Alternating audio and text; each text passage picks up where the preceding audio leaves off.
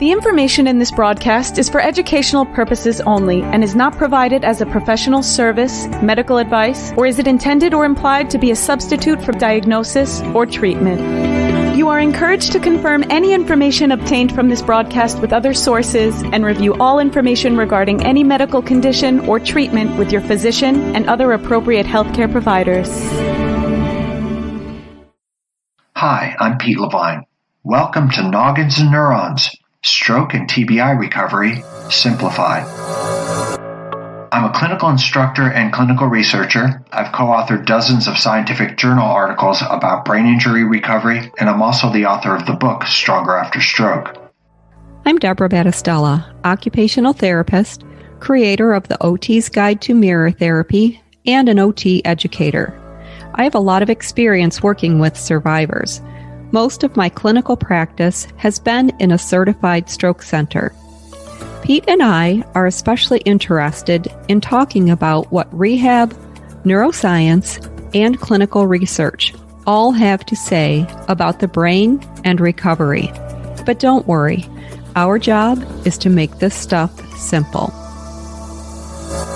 We're here to make it so that everyone, clinicians, clinical students, caregivers, and most importantly, the survivor, understands what it takes to leverage their great neuroplastic brain for recovery. This podcast began with both Pete and I, two kindred souls with a passion for moving the recovery process forward. If you've started listening more recently, say since the beginning of 2022, you likely noticed that Pete is absent from conversations.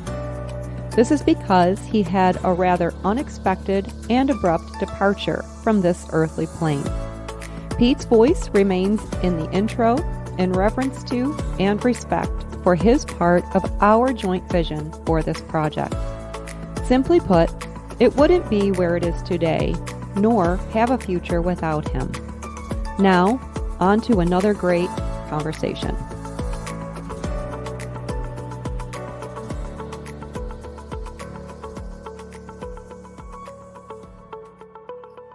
I want to talk about, we were already talking about it, the excitability. The cortical spinal tracts, that's kind of where I was at too. I was like, well, we haven't talked about that. Because that part was cool to me, and I feel like people would like to hear that, and I feel like I can kind of, I think I can explain it in a way that it's way shorter than what I have sent to you guys, but I think I can explain it in like a very easy way to understand, because I think it's cool, and I also think it's important because I don't think anyone knows that's actually what happens, like how your brain chemistry changes so much and how all your neurons are affected by it. Welcome back to Post-Stroke Fatigue. This is part 2 of a 2-part conversation where Tracy Bentley-Root, occupational therapist, Alyssa Brockmann, and Sarah Battaglia, occupational therapy students from D'Youville College, or D'Youville University as it is now known, and I talk about this fascinating topic. There's something for everyone. Whether you're a survivor, a clinician, or a care partner, you will find value in this conversation. If you're enjoying the podcast, there are several ways that you can contribute. Number 1 is through sharing the podcast with your friends, family, your colleagues. You can donate in cash, or you can get an All-Star Pete trading card. Lastly, you can share your knowledge and join me as a guest on the show. Look for relevant links in the show notes. Alyssa, I wonder if we could speak about the patterns a little bit, because I think that was an excellent thought that you had. And so what would somebody do to identify patterns? How do you start noticing what those patterns are for you? Kind of the first thing that comes to my mind in that sense, and I did do a little research on it, is diaries. And I know diaries are not for everybody, and it is a time-consuming activity, so to speak, that you have to really be diligent on. But even just jotting down information like, okay, I woke up from a 2-hour nap, I feel okay. And just jotting down how you feel during certain activities. And then once you kind of have that, say, built for a week, I think it's hard for us to identify our own patterns, but bringing that diary to a physician, like to an occupational therapist, and evaluate it together, have the practitioners look at that patterns and have them see, what could be one trigger. And okay, based on that trigger, how are we going to use an intervention to help compensate for that?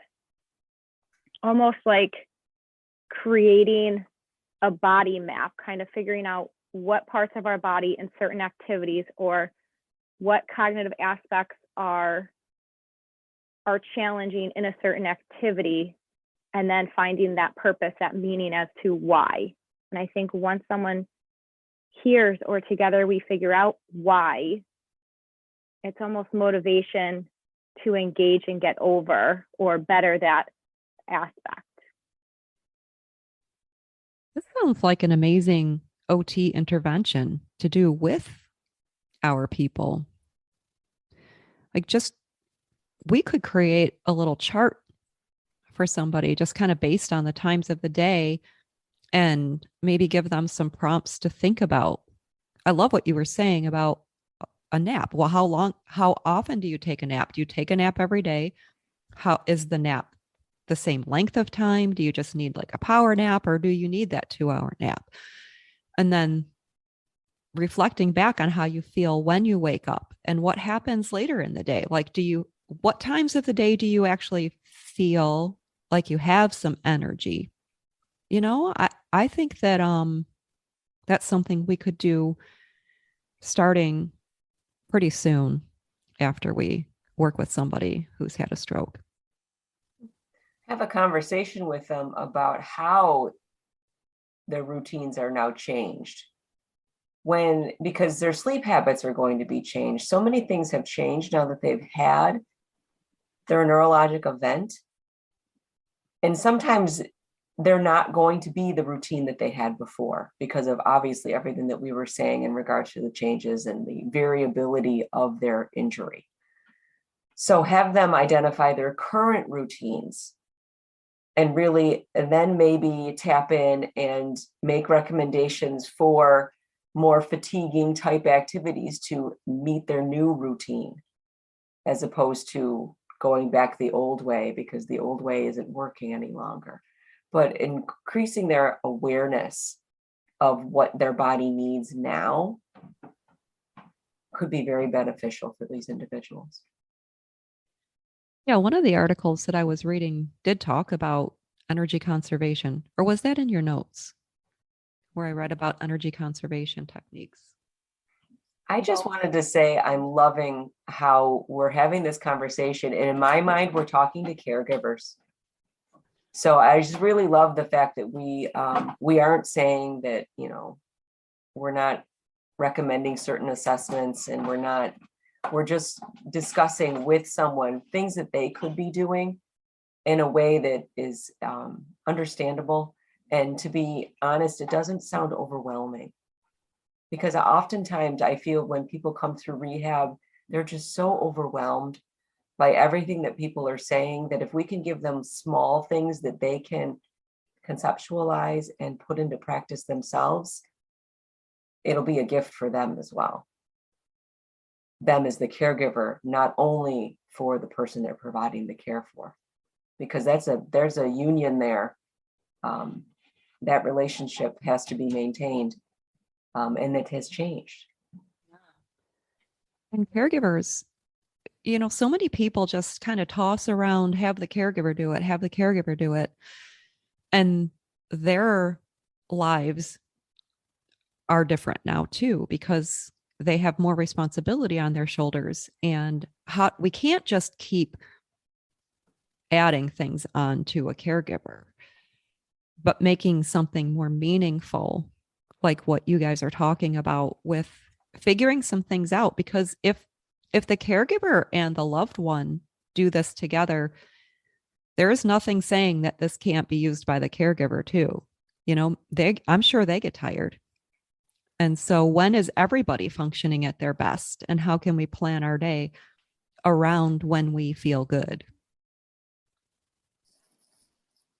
I want to talk about, we were already talking about it, the excitability. The cortical spinal tracts, that's kind of where I was at too. I was like, well, we haven't talked about that. Because that part was cool to me. And I feel like people would like to hear that. And I feel like I can kind of, I think I can explain it in a way that's, it's way shorter than what I have sent to you guys, but I think I can explain it in like a very easy way to understand, because I think it's cool. And I also think it's important because I don't think anyone knows that's actually what happens, like how your brain chemistry changes so much and how all your neurons are affected by it. Please, So, Sarah. Kind of like giving them that quick view of their body map of what's going on in their brain. So I do think we should talk about it, because it kind of gives that background of why and how. Yes, thank you. To answer the clinicians who are listening to the podcast. yes, it is very, I'll try to do it like simplified, because I was like down a rabbit hole that day. I was like, wow, this is so cool. But there's just like a few things should I just go right into it? Go for it. Okay. So after briefly talking about how our brain chemistry changes, and depending on where the stroke happened, the whole chemical makeup of your brain is changing constantly. There's a lot of research saying how there's spikes and drops in certain levels of neurotransmitters, all before a stroke, during a stroke, and after a stroke. And I think that it's important to kind of touch on what's actually happening. And there's a few different reasons why post-stroke fatigue is happening. Obviously, there's a million different factors associated with it, but one piece of research that's really interesting that scientists are looking at is called cortical motor excitability. So that's pretty much just how excitable your neurons are, the little neurons in your brain. So there's a certain threshold that your neurons have to fire. And then after you have a stroke, that threshold is way higher than before. So you have to work way harder to get your neurons to fire after the stroke. So they measure this using transcranial magnetic stimulation, which is just basically like little shocks to your brain. So they will look at stroke patients and see how much of a shock that their neurons need to fire. And they found that after experiencing a stroke, they needed a lot more of a shock to stimulate the neurons and get them to fire. So the movements you do, like your volitional movements, how your brain works, how you move your body, how you walk and talk and everything, that's all depending on the firing of those neurons. And stroke survivors use a lot of effort to fire those neurons and trigger that threshold to happen. So when we're talking about working hard, it's the body's working hard. Correct? The body, it's actually both. So one of the studies that I read was the body's working hard, but the brain's also working hard to process whatever signals it's getting. So it's actually both motor input, which is like the signal you get into your brain, and then motor output, which is your body actually doing the movement. So it was actually both that's affected by it, which is very interesting. It is interesting. And a lot of this, it's unconscious. Like you're not thinking about you're not thinking it to happen. I mean, I know that thoughts occur before a motor action occurs and the brain fires, but it's not something that you can walk around all day thinking, well, my neurons are firing now, and I'm going to make them fire harder and stronger and longer and faster. It doesn't work that way. I was going to say, and that low excitability level then leads to more fatigue. So it almost, again, it's a cycle. It's a cycle, yes. Also, the perceived, so you could measure, fatigue is subjective. So you could measure fatigue as just your perceived exertion. So also something that was interesting was that the fatigue is perceived by the stroke survivor when their movements or their output is less than what they put in. So they feel like they're putting in so much effort, and they don't get that expected outcome, and that also contributes to the fatigue. It's like that perceived effort is not aligning with what they think is happening. And that's all just because of that reduced excitability of the neurons, and just a lot more, it just takes a lot more energy for them. And also, yeah. That's interesting. And it makes sense. Yeah, so it said, I'm just trying to recap what I said because I did say a lot. Basically, stroke survivors with a lot of fatigue and reported high fatigue exhibit very high motor thresholds. So it takes them a lot of work to fire those neurons. And that's pretty much the premise of the whole thing I just explained. We spoke about quite a bit of casually discussed some things that occupational therapists could be doing. What else have you guys found in your literature review for what ways to address post-stroke fatigue? I have one before we get into the major one, which I think would be energy conservation strategies. I just wanted to touch on physical deconditioning, which is a kind of a separate aspect of post-stroke fatigue. So it's kind of like a cycle, which is what we were talking about previously. But if you're fatigued after stroke, you kind of avoid any sort of physical activity, which, yeah, I would. And then that just leads to further deconditioning and more fatigue, which then leads to being unmotivated and kind of leaves you in a really bad place to start. And I think that, well, there is a lot of implications that say that you have to improve your physical endurance and through exercise, and that could potentially reduce a trigger for fatigue. That's not going to fix it, but there's a lot of studies that are suggesting that physical activity kind of decreases that physical deconditioning I'm talking about and increases activity tolerance, which is going to decrease your fatigue level. I think it said, I got this right off the American Heart Association website. They recommended that people that have had a stroke participate in 20 to 60 minutes of aerobic exercise 3 to 5 days a week. So they were recommending walking on the treadmill as like a low intensity aerobic exercise to do. They also recommended resistance training less frequently than the aerobic training, but still the strength training was something that they wanted you to incorporate. And I think that's just improving your overall physical activity level will help reduce that impact. So a treadmill and walking could be difficult for a person who has significant motor impairments. Do you have any other ideas of what people could do if they can't walk well or if they can't get on a treadmill? Yeah, so I was thinking of some ideas that I would personally recommend.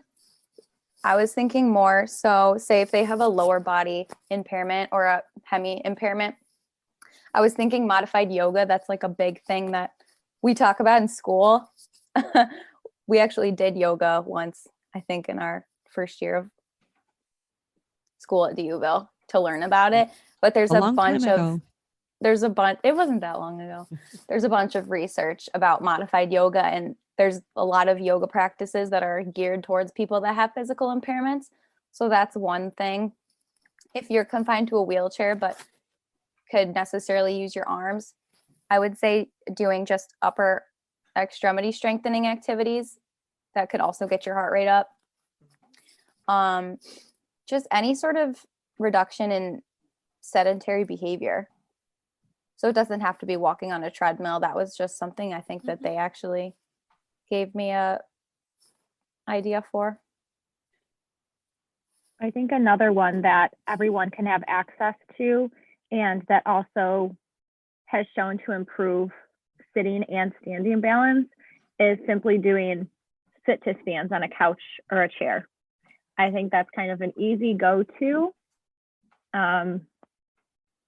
Yeah, and I think the biggest part with that is knowing your own limits. If you feel as though it's unsafe, make sure you have a caregiver next to you that can assist with a sit to stand.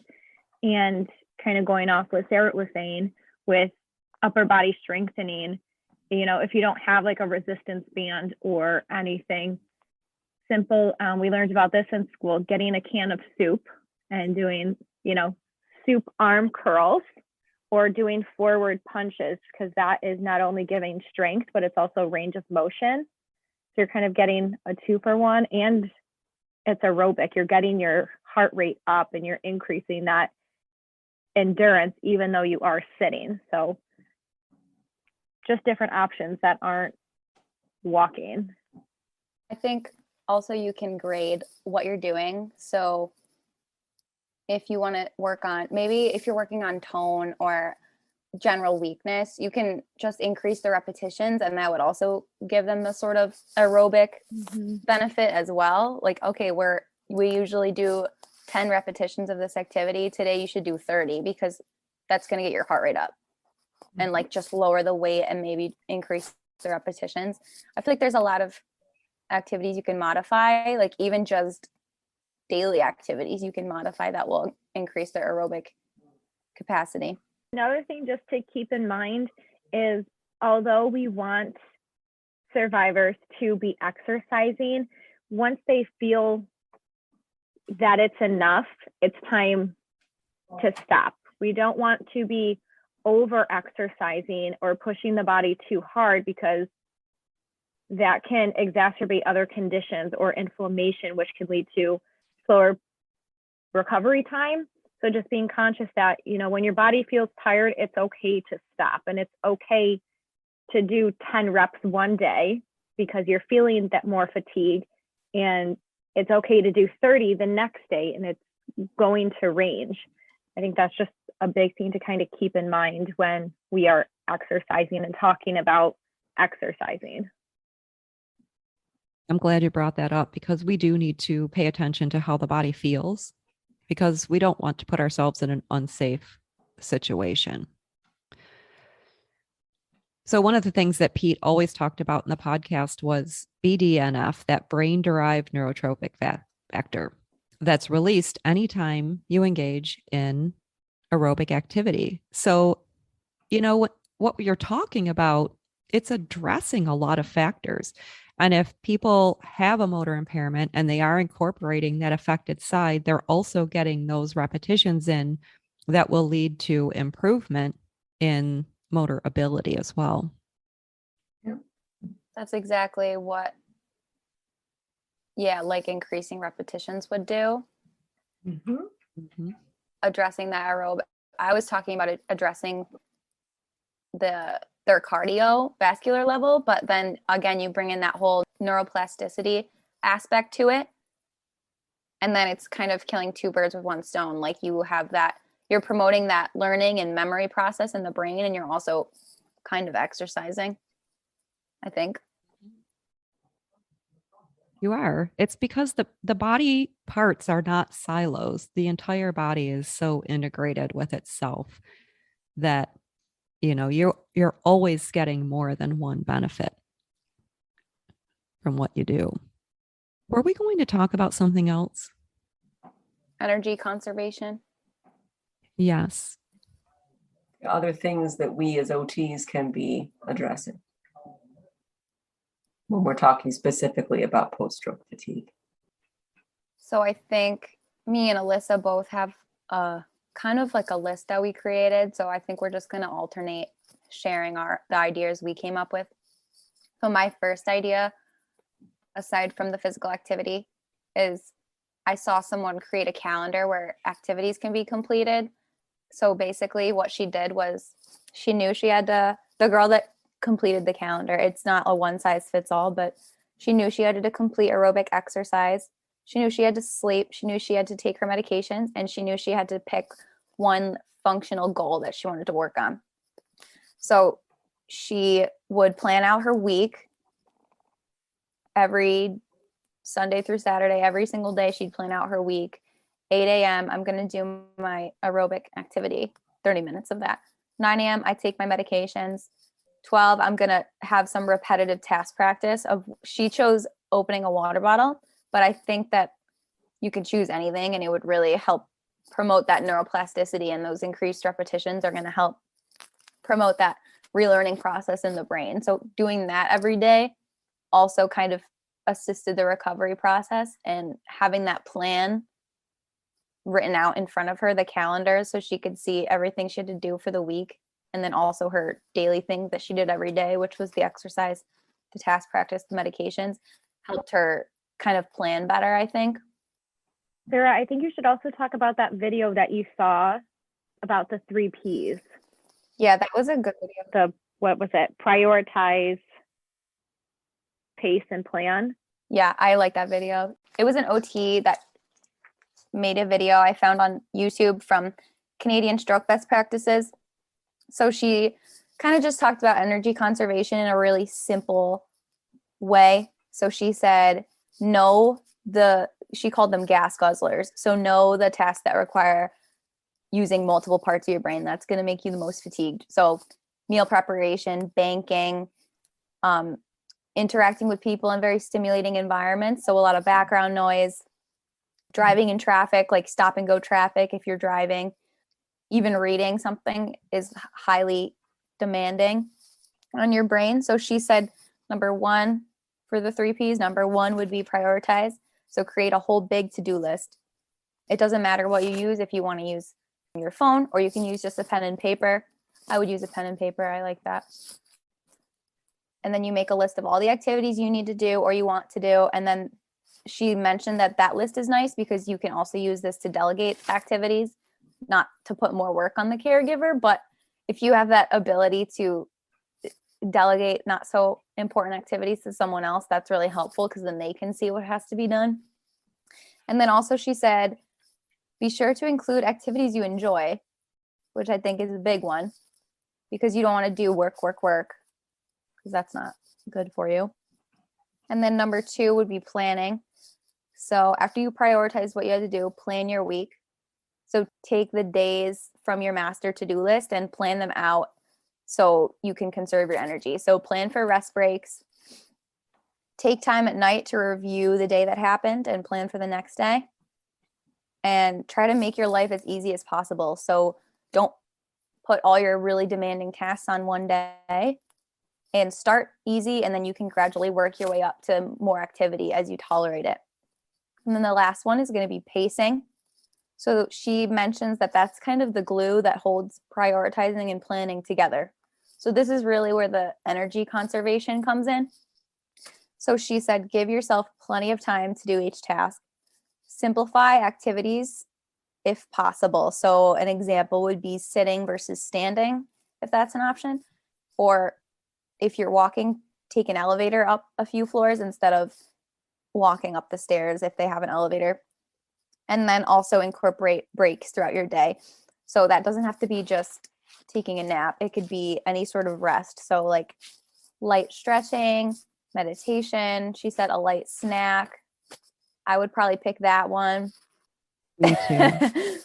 She also said break up larger tasks over your week, which is kind of what I said before. And then something that I think is really important for this is alternate your thinking activities with your physical activities. So alternate like the activities that require a lot of brain power, so banking or financial management, with activities that's more physical and low brain power, so like cleaning your kitchen or dusting, something easy. And also one more thing that she said, which also is very important, is adhere to other healthy routines. So we talked about sleep, adhere to those sleep schedules, adhere to medication schedules, adhere to your exercise schedule, and also adhere to socialization and nutrition.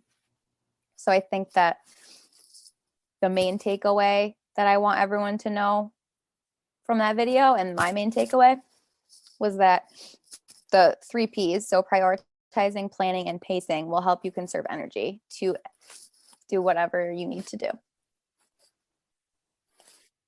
I add a 4th P of, give me your 3 Ps again, and I'll add you my 4th one. So what were the 3 Ps that you found from this Prioritize, video? planning, pacing. Positioning.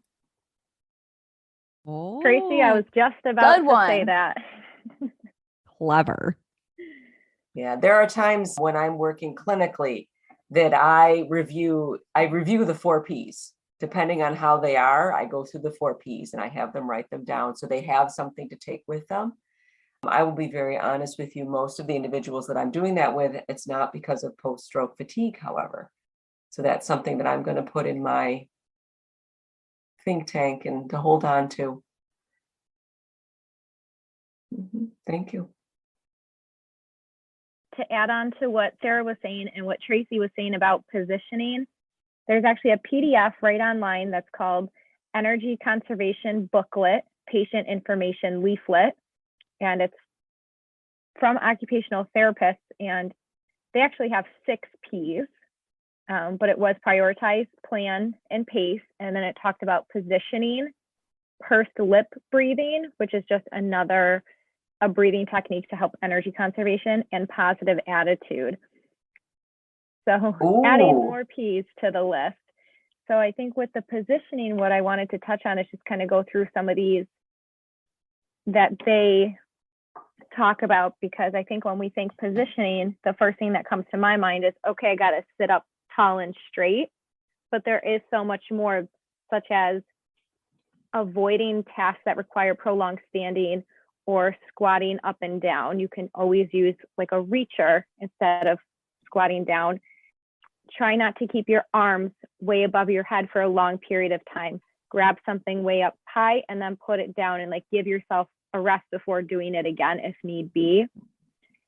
And another thing is, when you're sitting at a table, like use that table, put your arms on the table for support so your trunk isn't exerting so much energy. And then with the positive attitude, it's more think about the things that you can do rather than the ones that you can't do, and be creative in finding ways to do the things that you struggle to do. Try not to say, well, I can't stand for 5 minutes. Well, you can sit for 5 minutes, so you can still participate in this activity.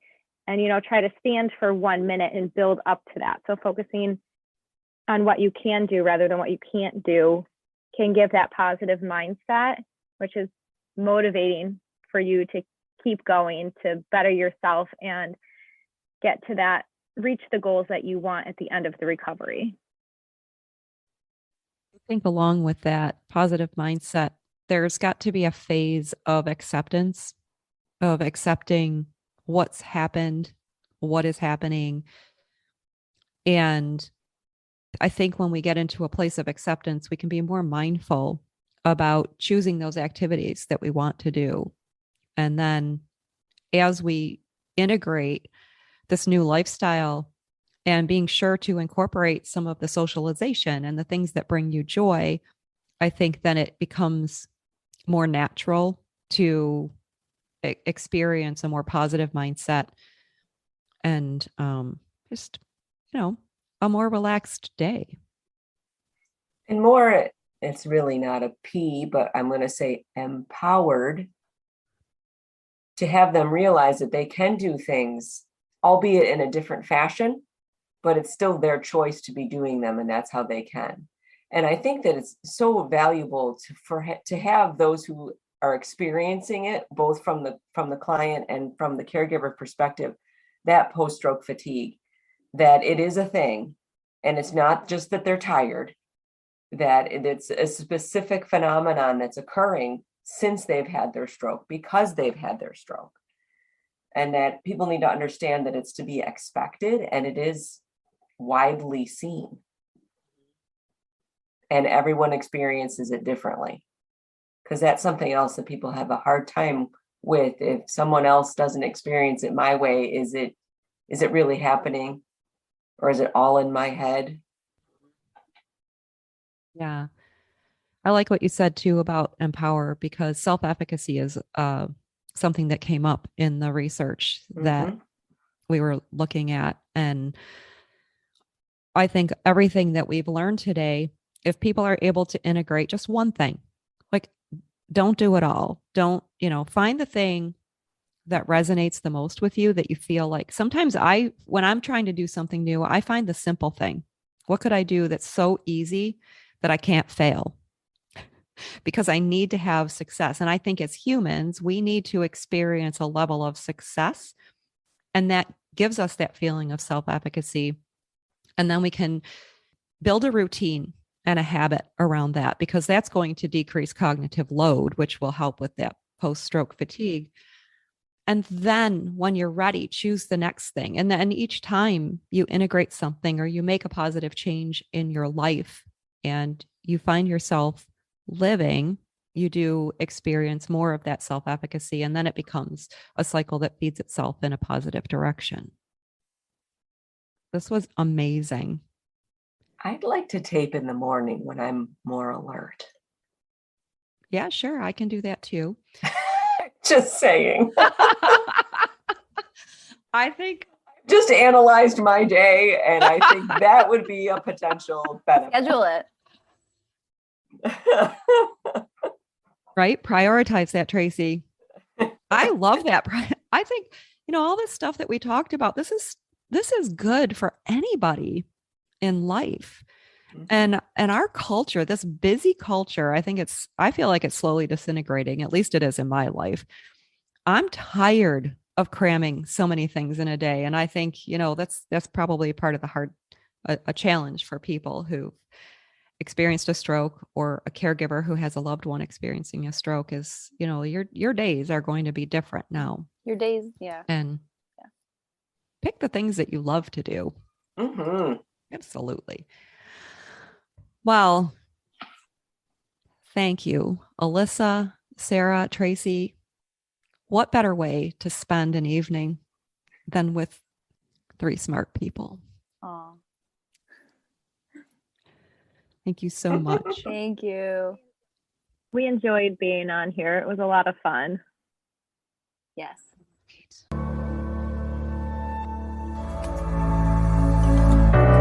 Thank you so much for listening to this episode. We appreciate your support and would love to hear from you. Ask us questions and share your thoughts by email at nogginsandneurons@gmail.com. That's Noggins, the word and spelled out, neurons@gmail.com. If you like what you heard, please share this podcast with others you think will benefit. Also, be sure to subscribe and leave us a review. We'll catch you next time on Noggins and Neurons, Stroke and TBI Recovery Simplified.